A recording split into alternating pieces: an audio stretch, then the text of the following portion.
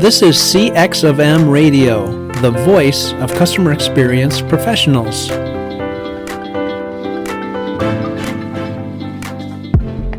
Hello, and welcome to another World of UX podcast, and Happy New Year to everyone. Special welcome to those of you, as always, who are joining us for the first time. And we're going to dive right in today. We've taken a couple weeks off. We had some great interviews that we wanted to share. I'm looking forward to bringing back some of our old guests because we love continuing conversations. We're looking to bring some new people to the show, not new people to the discipline, but some folks that we haven't had on before. I'm excited about what this year has in store from a podcasting perspective, and looking forward to, as always, bringing some people on and sharing topics and content that will help vault people and the discipline forward. Just really excited. So again, Happy New Year to everyone. Again, we mentioned that we just did a couple of podcasts recently with some guests. I was really excited to have those folks on, Steve Portugal and Tushar Deshmukh. Really happy about that. Folks had some fantastic things to share, some great perspectives. And so we hope people really enjoyed that and got a lot out of it. We're returning to the Sinister series today, as we call it in short, where we've been spending time talking about sinister traits at work in the world of UX. So far, we have covered, 40 of them. We have covered 40 different traits and a few side items. So really, we've covered probably about 45 or 50 so far, if you really took in a very detailed and granular count of the things that we've presented. But based on the list here, there have been 40. We're going to share a few more today with, of course, some preliminary items that I want to talk about, and then we will leave off some of the remainder of them for the upcoming episodes. It's interesting with regard to these sinister traits, because you think you want to go into a discipline, you want to embark on a career in a particular area, and the thought is that you think you can just dive in and you can just do this thing no matter what the pathway might be, and then all is set and you just continue on your way. That's the way that pursuing a career is sold to us as children. What do you want to be when you grow up? Or once you get to college, what do you want to do? And you pick a major, what have you, or maybe you just go a particular way from a skilled trade perspective. Whatever it is, the path that is sold is always presented as clear and without hazard. That is not true, probably in any discipline, for that matter. The thing that's interesting and something that makes these things more critical to know is that UX, unlike many other disciplines, is a relatively new thing as we know it today. There were forerunners to what we now call UX, and a lot of them, they didn't experience a lot of the things that we're talking about. And an interesting thing is that you had very high barriers of entry in a lot of other disciplines. You couldn't become an engineer, a usability engineer, unless you met certain qualifications before. That's one of the forerunner disciplines, well before UX. You couldn't be a human-computer interaction person because of you couldn't just dive into it because you wanted to, because there were high barriers of entry.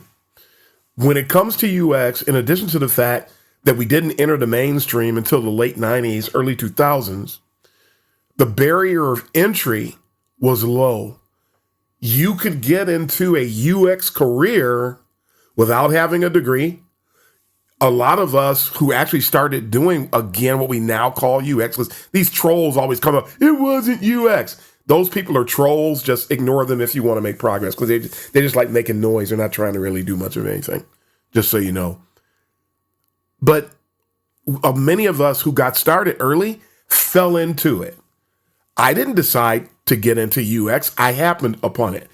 If you talk to a lot of people, listen to the people who've been on the podcast, on my show. Listen to people who've been on other shows. When you listen to these people who've been doing UX for 20 plus years in particular, everybody has the same testimony. We all fell into it. You couldn't say, you know what? I think I want to do this information architecture. You know what? I think I'd like to be an interaction designer. You don't find anybody who said that. You find people who had scenarios that came up. They opted into doing a particular type of work. They fell in love with it.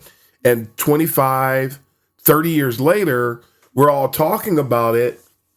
And if you don't listen properly, you think that this is something that we opted into from a standpoint of it was a deliberate engagement to go in this direction. That's not the case. We were able to do that because the barrier of entry was low. Because of the low barrier of entry, there come some problems with that. When you have a field, a discipline, a career path that somebody can take that has a low barrier of entry, now you've got people who don't have degrees. You got people who not only fall into it, you have people now that falsify their way because they heard about what the salaries are. They want the salaries. Some of the people through cronyism, people are offered positions because they have a friend that thinks they could do it or the friend's trying to do them a favor. So you get all of these people with this low barrier of entry who come in, don't really know what the discipline is and don't care what the discipline is. All they care is that they get paid or that they have a certain level of prestige.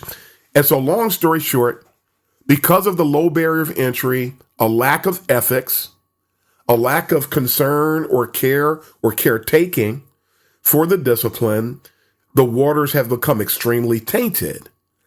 So for those who don't understand why I would spend time talking about this particular subject, it's because if you're going to operate in UX and you want to do it successfully and you want to be able to navigate through all the muck and the mire and the potholes and the traps that are being established and being operated in, you have to know them first.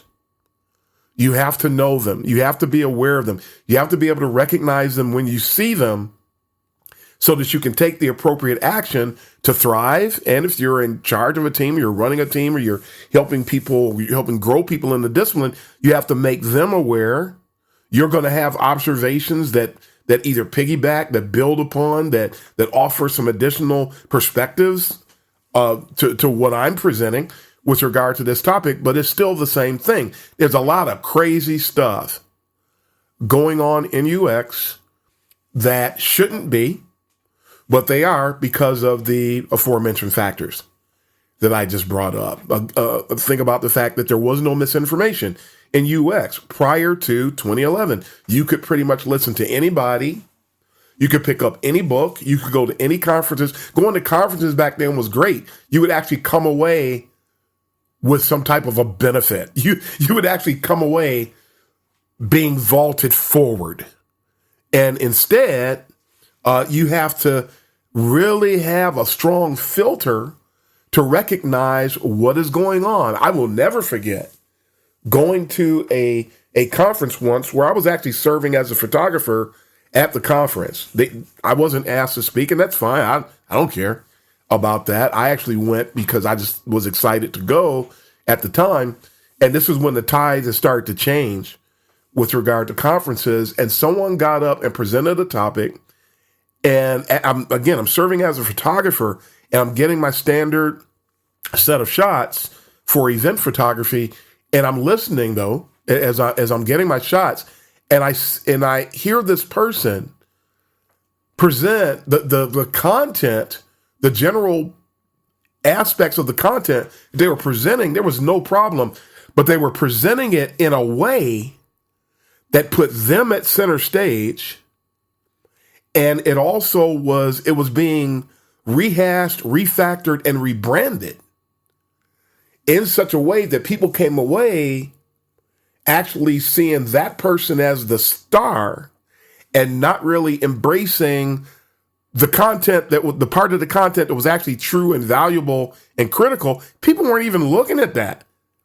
They were presenting these premises. They created a quote unquote cute graphic to go along with with each one of the things that they presented. And people they were basically becoming enamored with the visuals to the extent that they were ignoring the content. There was no real critical thinking going on. And when I realized what this person was doing and how they were rebranding the content, I finished getting my shots and I walked away. This is the kind of thing that I'm talking about. That's very, very sinister. Very, very sinister. And just like what I just mentioned with the low barrier of entry, the person who was presenting the topic was a visual designer who had practically no experience in UX whatsoever, didn't have the history, didn't know the history, didn't have a passion for the history. They just had a passion of making themselves to be someone in the discipline. So you got all these people seeking celebrity status or some semblance thereof. You've got people who want to be a voice, but they're not trying to really be or trying to produce excellence. They're not even thinking about what they're going to produce. I mean, I knew people that got so enamored with that presentation that even years later, they'll still talk about how great the presentation was.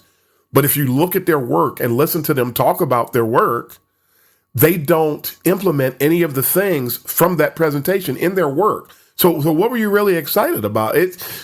People will say, well, that doesn't matter. Yeah, it does. It matters a lot. And I'm not going to get into specifics about it. I'm trying this particular time. Not that I haven't talked about it before, because I actually have.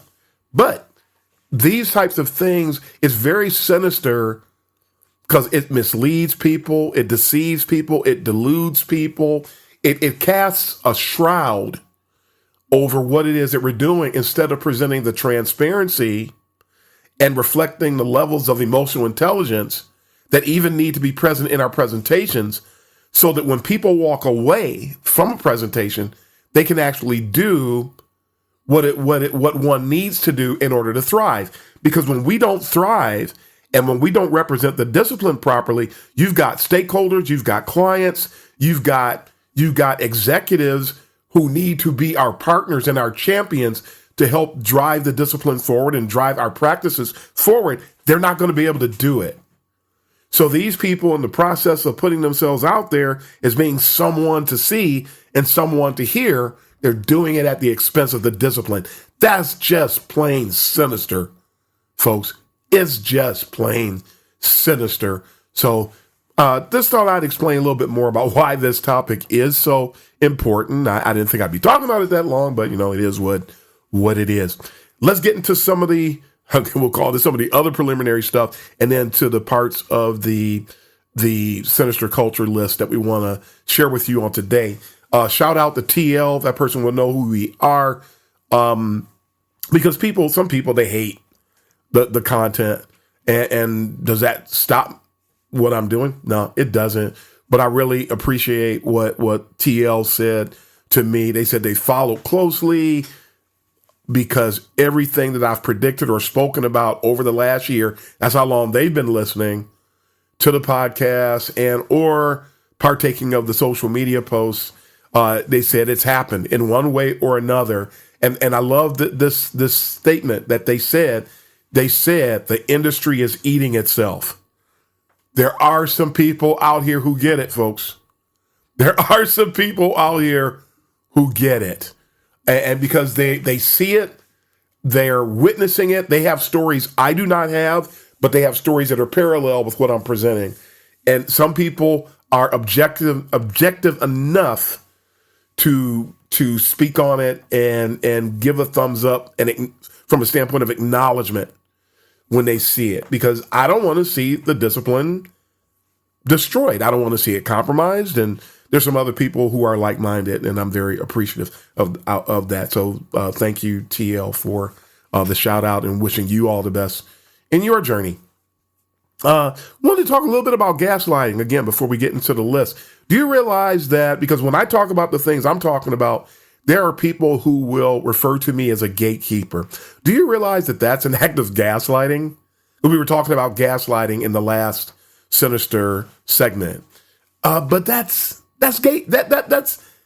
gatekeeping is about quality advocacy. When someone tries to present to you that gatekeeping is blocking people out, it's not. And the funny thing, and I've said this 100 times, I'll say it again, the only people being kept out of UX right now are the people that are being accused of being the gatekeepers, because nobody wants to be accountable for what we're presenting. But if you're not accountable to what we're presenting, then UX is no longer UX. It has the same name. You have taken a Maserati or a Yugo and put a Maserati emblem on it. And no matter what emblem you put on it, it is what it is. Some of you remember what a Yugo is. If not, you can just go look it up and you'll see what I'm getting at, and you'll see the distance between a Maserati and a Yugo. You cannot change the label on a vehicle and it becomes what the label says. So you can call UX, or you can call anything UX, but if it's not UX, it's just not UX. And that's an act of gaslighting as well. People are being gaslit. We're operating in a semi-gaslit discipline today, and folks need to understand that. So we're not blocking anybody. The funny thing is that because people generally don't like gatekeeping, they respond to the term. Again, these people are not critical thinkers, so they respond to the term, assume that the presentation is accurate. They know that gatekeeping is something in general in certain aspects of society, and that term is used in the gaming world where gatekeeping is a bad thing. But in the professional world, every discipline has gatekeeping, and that's why it thrives. So we're not going to thrive until we embrace gatekeeping. So please keep that in mind, because this has resulted in a lot of authoritative sources, because some authoritative sources, because they don't want to be the bad guy, they get gaslit. At the same time, they get gaslit because they don't want to be the bad guy. They kowtow to the gaslighting presentation and to the psychological assaults of unqualified people. You have unqualified people telling you what you are. What are you doing? That's how a bunch of crazy stuff has already happened. You need to know who you are, have the self-awareness, because if you're being gaslit and you fall victim to being gaslit, that means that you have a lack of self-awareness, which means that you lack emotional intelligence. So runs full circle, doesn't it? So these kinds of responses, because of all the kowtowing, these responses have resulted in tremendous damage, misrepresentation of the community at large, the UX community at large, I should say, and that's not really good. Last preliminary, I had somebody reach out to me that said that they said, well, where are you getting all this stuff from? You know, I'm concerned about the sample size. And I laugh because I can, when I get certain statements, I can tell in over 95% of instances how much experience a person has. There's a lot of things I can tell. I'm not even going to give you the list, but there are certain things that I can tell just about the way that someone is approaching me, who they are. But I still go and I look them up anyway, just to validate. I want to make sure that I'm being accurate. That's how I know that I'm accurate over 95% of the time. And I'm being nice when I say 95. It's probably more like 98 minimally, but I prefer to say 95. I prefer to understate. So it's funny. So, okay, this person just got started. Basically, the person doesn't want to believe that what I'm saying is true, probably because of what they're going to have to do if what I'm saying is true. And a lot of people don't like the thought that of the fact that they've been spinning their wheels when they thought they've been making a ton of progress, and they thought that they knew X, Y, and Z, and they found out that they knew absolutely pretty much nothing, and that they almost have to start over. That they have to start from scratch.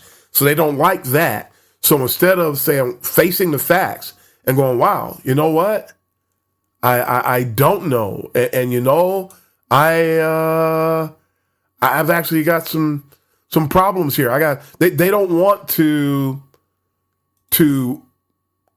embrace the truth of their state.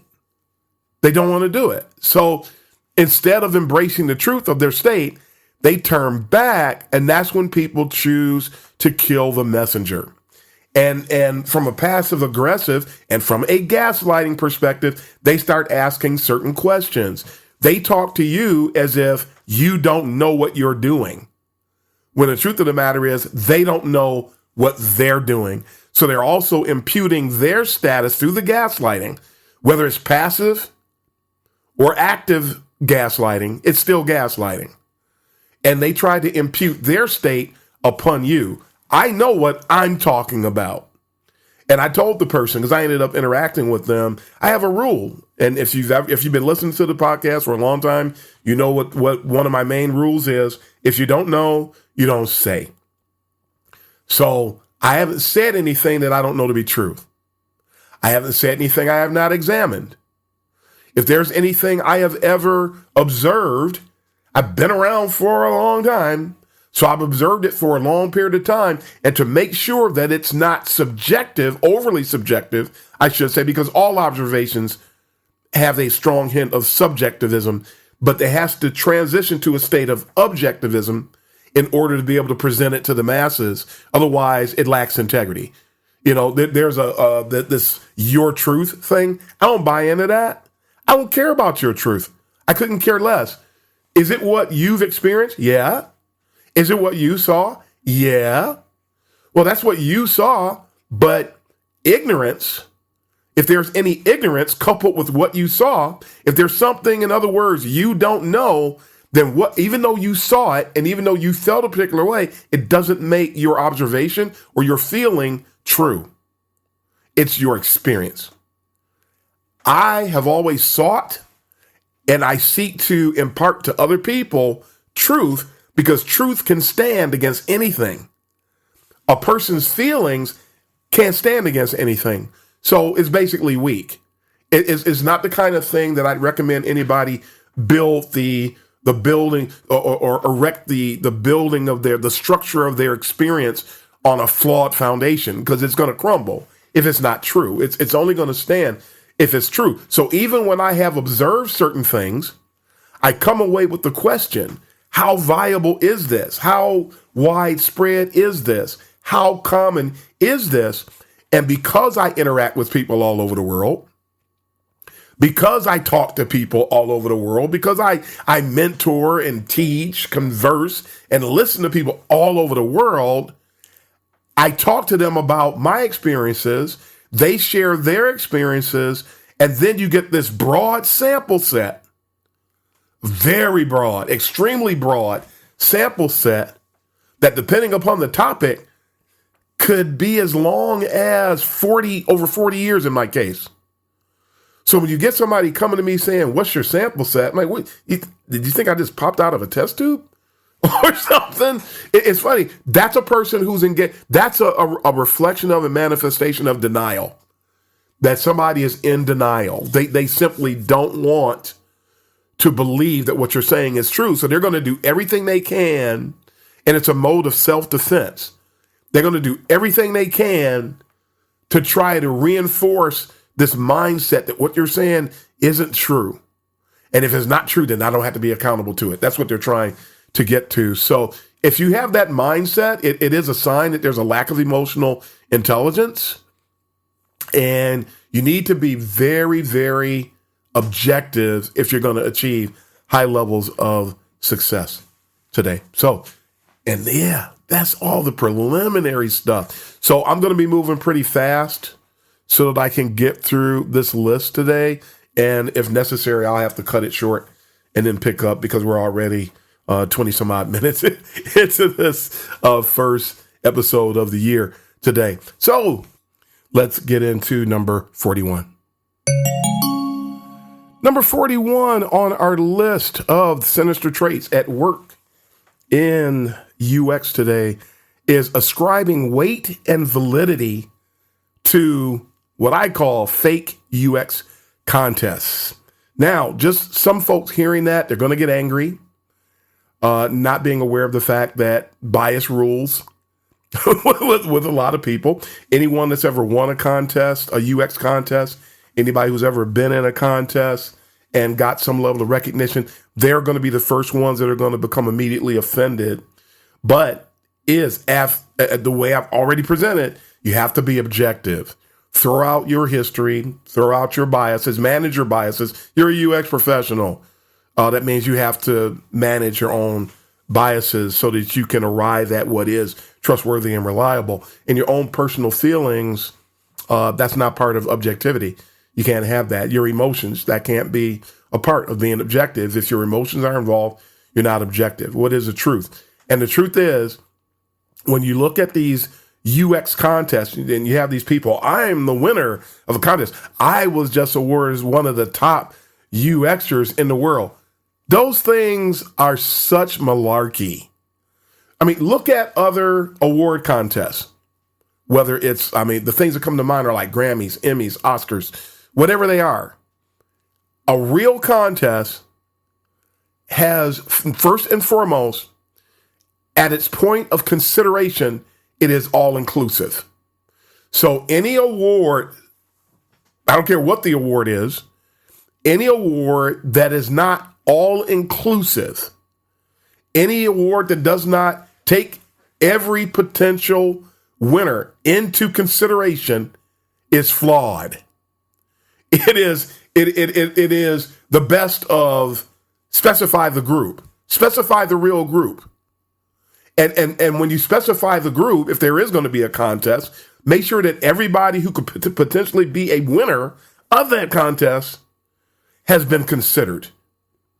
UX, it's weird, this whole UX contest thing, because it could never be about the individual who's supposedly competing for being the top performer in the contest, because UX, the ability to execute on UX, is dependent upon so many different factors that there's no way in the world that you could come back and then say that this person is the best, because whether or not a person can operate is dependent upon how much the stakeholders support, how much the organization supports. There are so many different things that come into play. You can have people that are excellent at UX and not execute because of the people that they're working with. And you can have people that aren't doing anything, and then it looks like they accomplished the world, and it's because of who they're working with. So it's this whole thing, it needs to be thrown out. It means nothing. As a former hiring manager, if somebody comes to me, what makes you, why do you think that you're the person for this job? I won an award. Guess who's not going to be considered in my book any longer? Because that's worthless. That's worthless. Where did you get this award from? Who were you up against? It's another way in this age of the participation trophy. It's another way to make somebody feel like there's something that they're not. It's a way to make somebody feel like they've achieved something that they haven't. It's a way to infect more people with Dunning-Krugeritis, as I call it. And in our day and time, people love having Dunning-Kruger. They love having the Dunning-Kruger effect. They love feeling like they're more than what they really are. So, and then when something gets done and they feel like it's knocking them off of this fake pedestal, then they get angry at the source. This is the age where, remember the old story about the emperor's new clothes and the naked king who's going down the street and he thinks he has on the finest apparel made of the finest silk and all that kind of stuff, and the guy was actually butt naked. That's what we have. We have a bunch of butt naked people in UX, frankly, who think that they're doing X, Y, and Z, and it's anything but that. So these fake all these UX contests need to go away. All of them. They are a waste. It is impossible to judge that properly because you don't know what everybody did. And even if you did, you still couldn't judge it properly because there are too many moving parts in a UX project to be able to say X, Y, and Z. That's just the truth of it, folks. Just the truth of it. So, number 42. For number 42, it's also akin to the fake UX contest. We need to do something about these fake UX statuses. There's also some things going on. I mean, we had a great interaction with regard to the topic of mentoring that was taking place on LinkedIn. And I mean, mentoring is actually one of these fake statuses because there are people who say they're mentors and they're not. Are there good mentors? Yes. Is mentoring a thing? Can it be viable? It can be to a great extent. And because of the way things have been embraced in UX today, I would say the vast majority, at least a huge chunk, enough people claiming to be UX mentors are anything but. And so it jades the whole thing. Because you would think when you hear UX mentor and you're talking about people who are UX mentors, you would love for everybody that says that they're a UX mentor to really be a UX mentor. But a lot of people who say they're mentors, many of them are nothing more than glorified portfolio reviewers. Many of them don't know how to give career advice.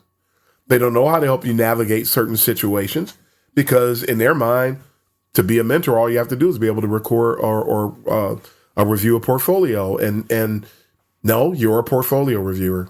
That's it. And are they going to say that? No, they're not, because they like the title of mentor and they love being able to flash their badge about how many hours they've mentored people. And it's just it's ridiculous. So that's one. I heard something recently where somebody referred to themselves as and this was just amazing to me to hear somebody say something like this. And it's one of the most ludicrous things I've heard. But a person was referred to as a UX satirist. And I can't remember if the person that is supposedly this said it or someone else gave the person this moniker. But there is no such thing as a UX satirist. It's amazing when you hear something that becomes oxymoronic in and of itself. UX mentor is one of the ways you know that somebody has a fake status because the title of their status is an oxymoron. If you're a UX mentor, but you're not mentoring, then you're not a UX mentor. A UX satirist, what in the world does satire have to do with UX? And in the case that I know of, the person who claims to be or is being ascribed to having the status of UX satirist ascribed to them, how long have they been doing UX? You don't know. No. Go and learn how to do the work. It just simply doesn't work that way. The person is a troll. I know that. But the person is trying to get a name for themselves and trying to piggyback. This is what a lot of these people with these fake statuses do. They try to piggyback on an established and respected person's reputation to vault themselves and to try to get somewhere faster than what is ethically possible. And so now the UX satirist, no, get out of here with that. So it's so funny how some people work so hard to make themselves relevant, but they work harder to make themselves relevant than they do to be viable and actually skilled and knowledgeable in the discipline. Number one. So if you want to be relevant in UX today, just excel at what you do. Just excel at it. And if you really excel, you're not interested in accolades and faux statuses and things of that nature. And I have to say this, shame on anybody who are giving posers, retrofits, and upstarts, because the people who are doing this, that's what I mean by upstart. You're trying to get somewhere too fast. You're an upstart. You're an upstart. Get to the proper path. Stop looking for shortcuts.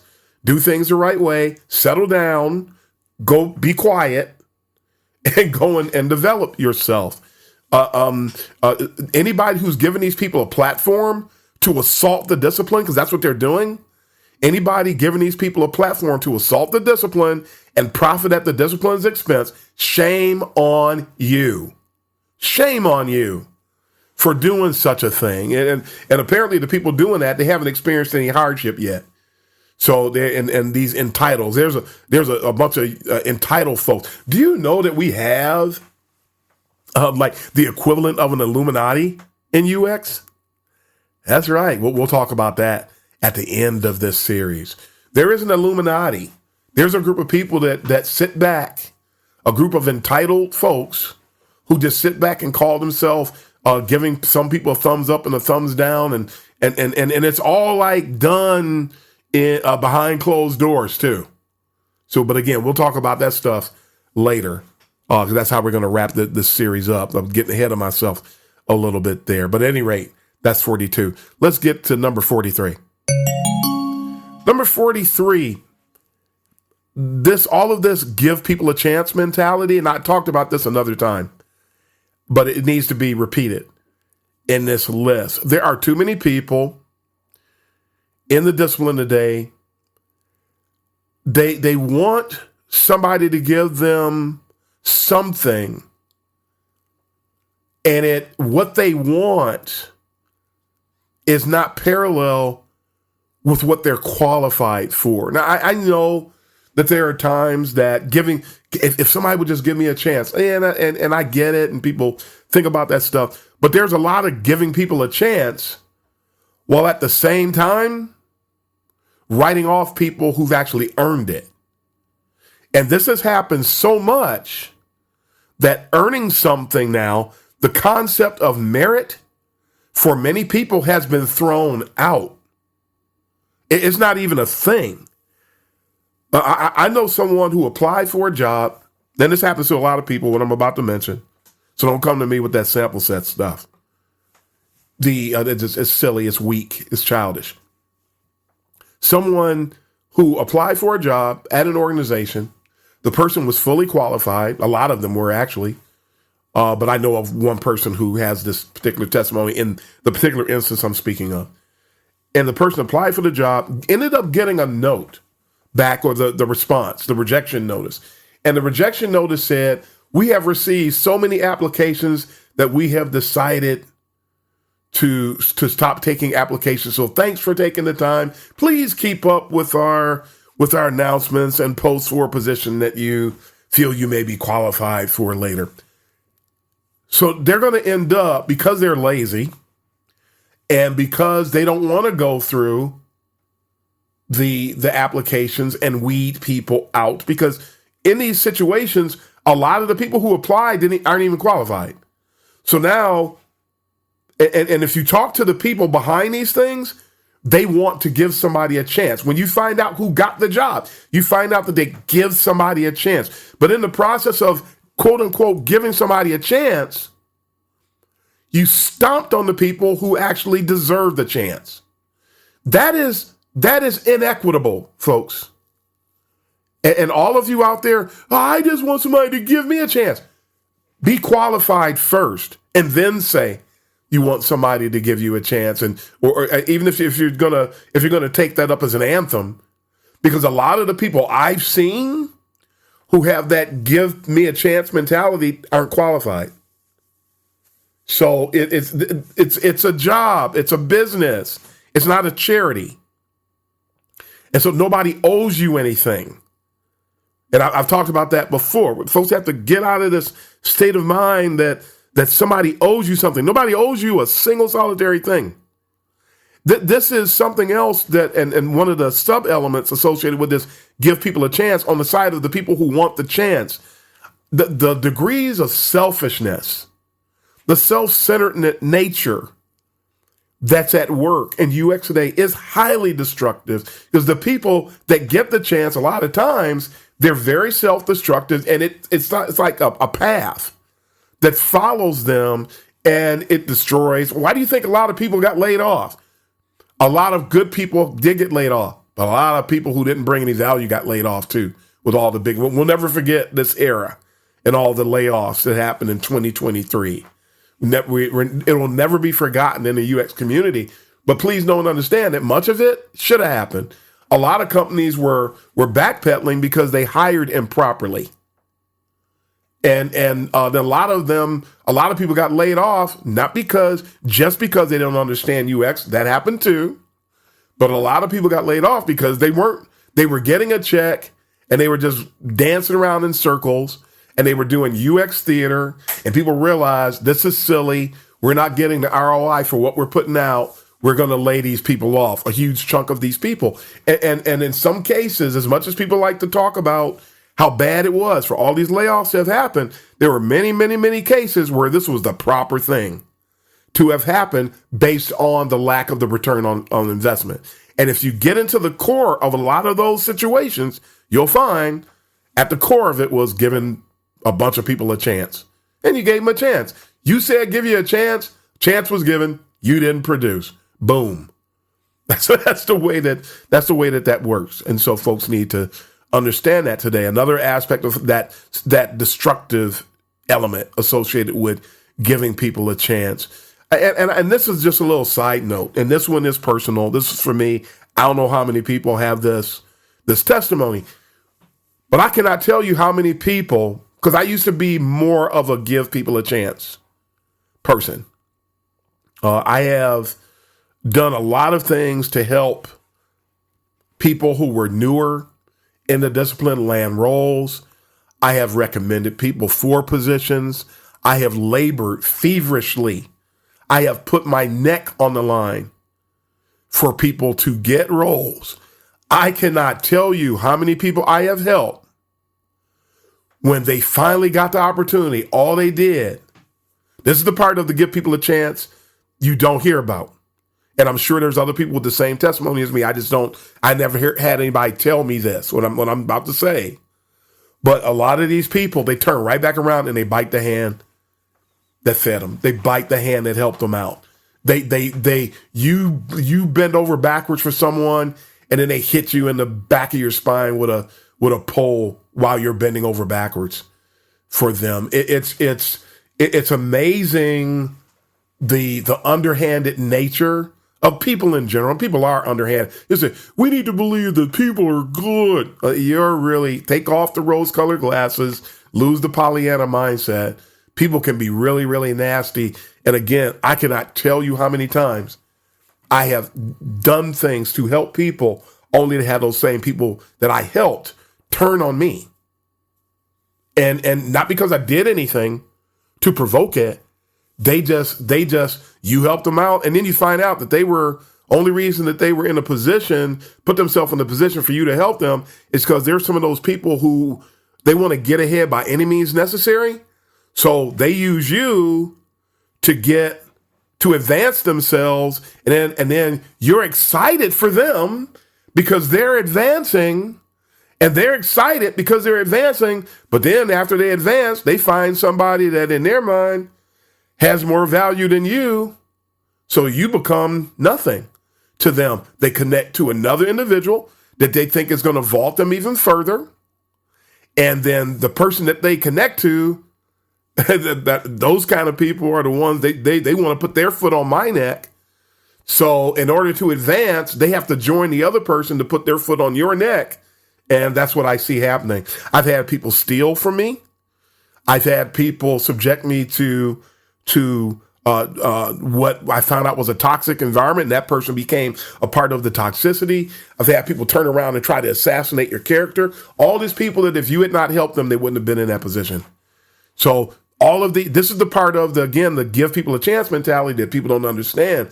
That a lot of these people who want somebody to give them a chance, there's an underhanded, very sinister individual at the core of that. And God help you when you find out that that's the case. If you got a bunch of confidence in people, yeah, good luck with that. It doesn't pan out that way. Number 44. For number 44, we're going to revisit. I talked about blocking earlier, so I'm going to make this one quick because we've already talked about this a little bit. But juniors, there are a lot of juniors, they think they're being blocked to get into the discipline. Are they being blocked? No. Nobody is blocking new people. Just stop that. That's not a thing. It's not happening. It's not a reality. We can let that go. What is happening is that a lot of juniors were misinformed or misled about what to expect when they were coming into the discipline. So entry level openings, no matter what discipline you're talking about, are minimal. You're talking at the most probably 3% of positions in practically any discipline are entry level. So, I mean, you think about Google and that terrible program they've got for UX. Yeah, it's god awful. It's a good start, Darren. No, it's not. You became tainted, and they infected you with Dunning-Kruger, and they set false expectations for you.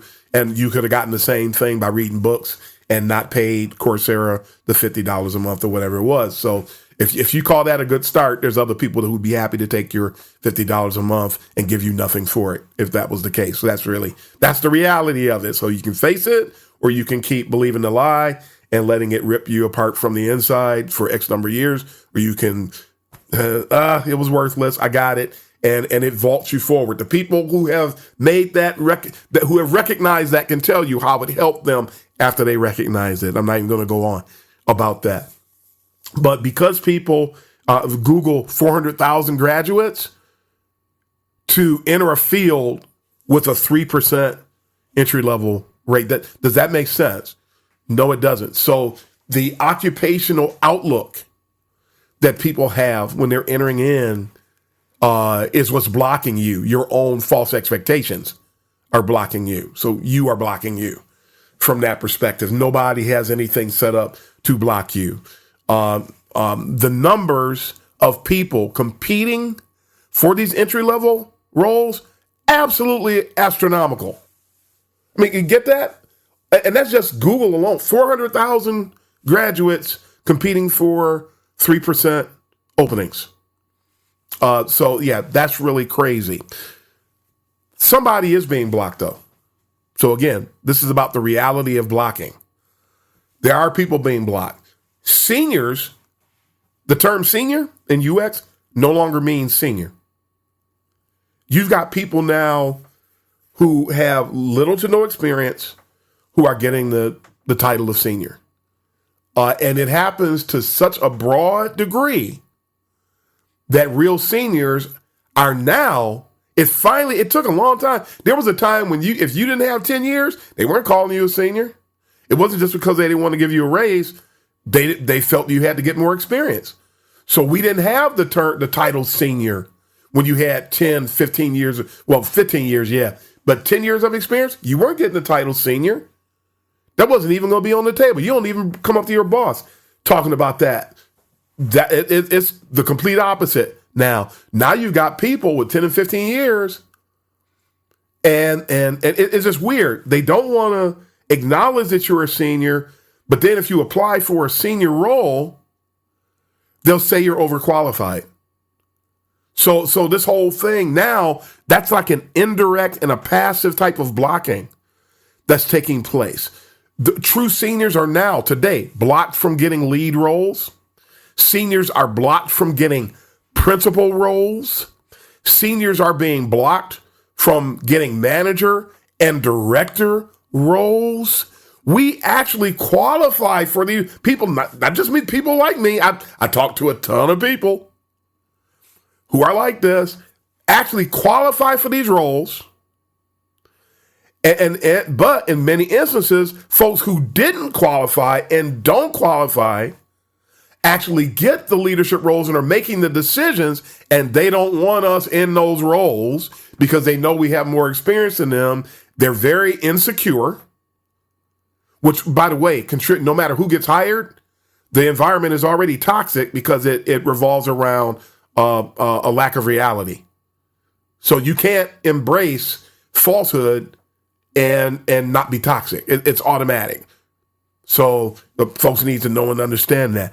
But they try to do everything they can from keeping true seniors from being in these roles today. So that's a sinister component associated with UX, because real seniors basically get cast out. And if you think this is funny now, you've had a ball as ascending in your career, wait, and you've got 2, 3, 4, 5 years. Wait, if everything continues as it is, watch and see what happens when you get 12, 13, 14, 15 years of experience. Watch and see how you're treated If everything continues the same way it is today, people with no experience are going to be getting promoted too fast, and then you end up being an outcast. The only way that we can fix this is to sort of put all the puzzle pieces back in the right place now. There has to be an effort to restore these things now. That the totem pole gets put back in the right order now. And the casting off, the blocking, the true blocking needs to end now. And as long as it continues, then the resulting dysfunction and the consequences of that dysfunction will also continue. And that's a bad thing. So, number 45. It's time to stop. There's a lot of people out here crying about things that result from their own negligence. I've seen things like this a lot where people will complain about certain things that are happening in and around UX. But when you really look at it, the situations that they're talking about, and I talk to a lot of people, and people will be talking about how this situation is happening and that situation is happening with our team, and they're not really listening to us, and they're not really letting us do our job, and they don't really value research, and they won't let us do what we need to do in order to bring value. Go back and dissect that thing. A lot of times the responses that we're getting from people are the result of what we did. And when you think about it, look at it on paper. Forget that it happened to you. Look at it on paper. What was done? How were things presented? What were people given to work with? And then what were the possible outcomes based on those circumstances? And you will find that when I talk about dissecting a thing, this is how you do it. That the response that came about, or the turn of events that occurred, is actually, it was par for the course. It was what should have happened. So we need to be better at having a very strong sense of realism. We need to understand what will or won't happen potentially based on the circumstances. And if anything, just do what you can to optimize the outcomes. And when you do what you can to optimize the outcomes, part of that is planning for the worst case scenario. And so when the worst case scenario, if and when it does happen, you're in a better position to respond.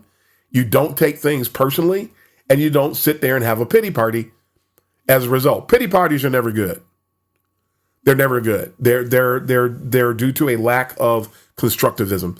So it's better off to understand what can happen and be a part of the solution instead of just floating around like a leaf as if you don't have any control, because you do.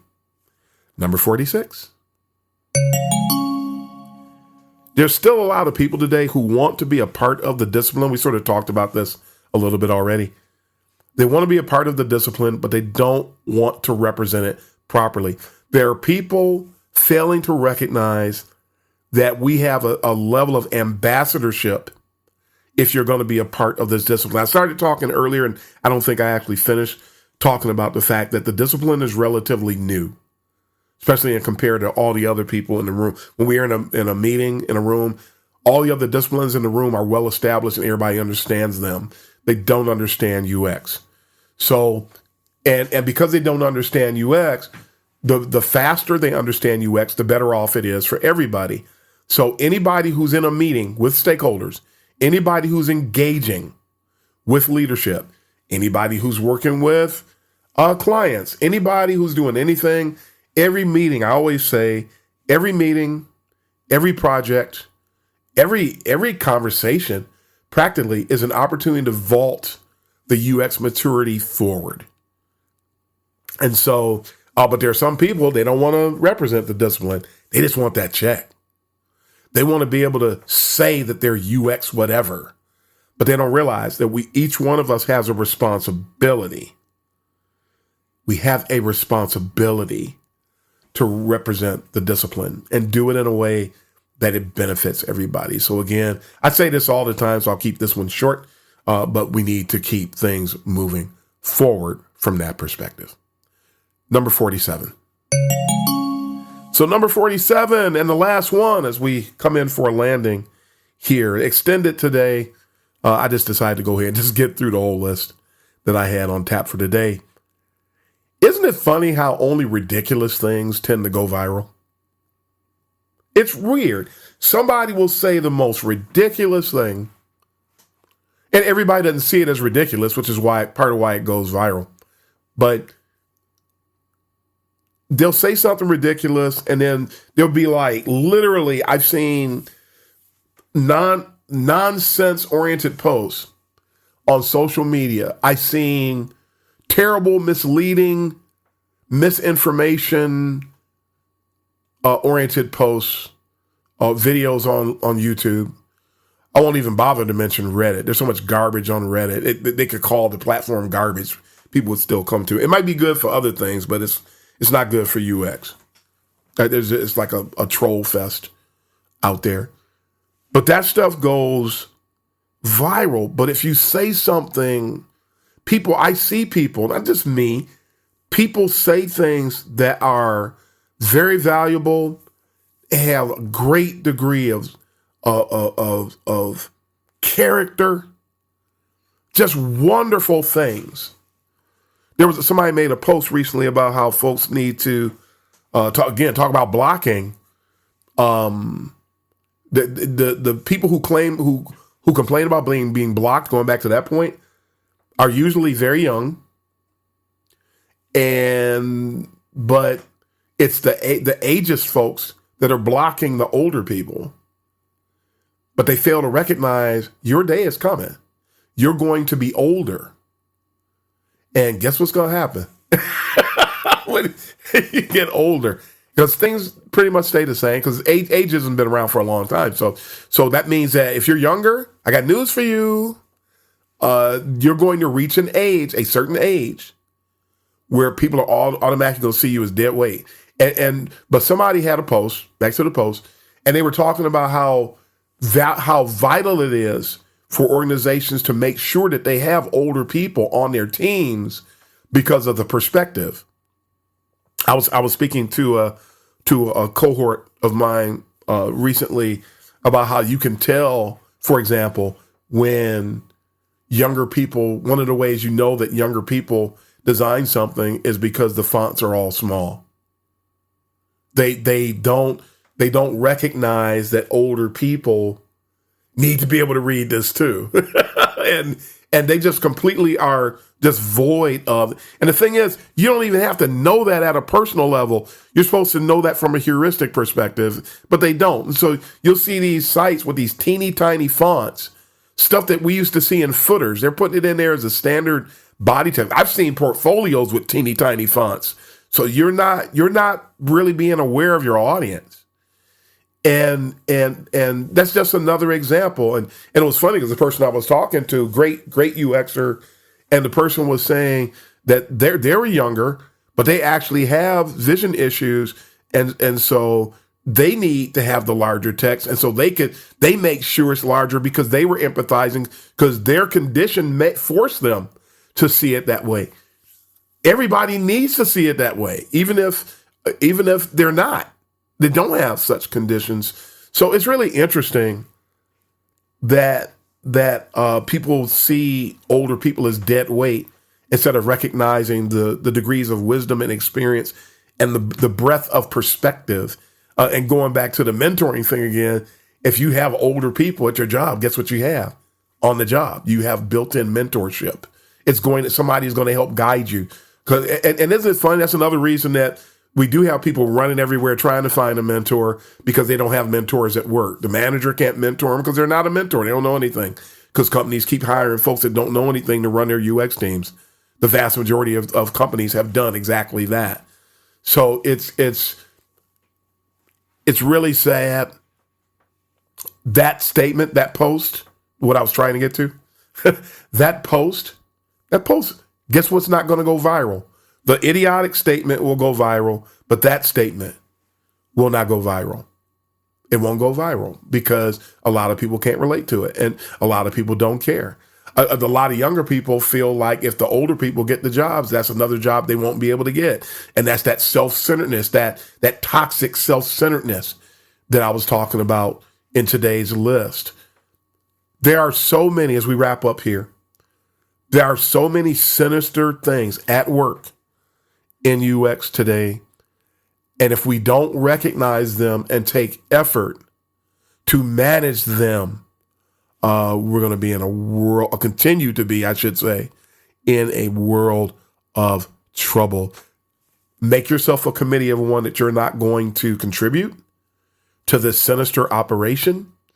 If more and more people start doing that, we'll have a discipline that we'll be proud to be a part of. We'll have a discipline that you'll find. Matter of fact, this blocking thing, do you realize if the blocking thing that's blocking the real seniors and the real leads and the real principals and the real managers and the real directors, if this blockade stops, do you realize that there were more things will actually be opened up for the people complaining about the blocking today? Do you realize that? Because the ship would be righted and things would flow properly. It's like having a blocked artery. UX has a blocked artery today. That blockage needs to stop. And when that blockage stops, then things work out better for everyone. But that's where we're going to wrap up on today, and we will pick up on number 48 in the list next week. So thanks for your patience. Thanks for hanging in there with this long episode talking about several aspects of the sinister culture of today's UX environments. But until next time, this is Darren Hood signing off.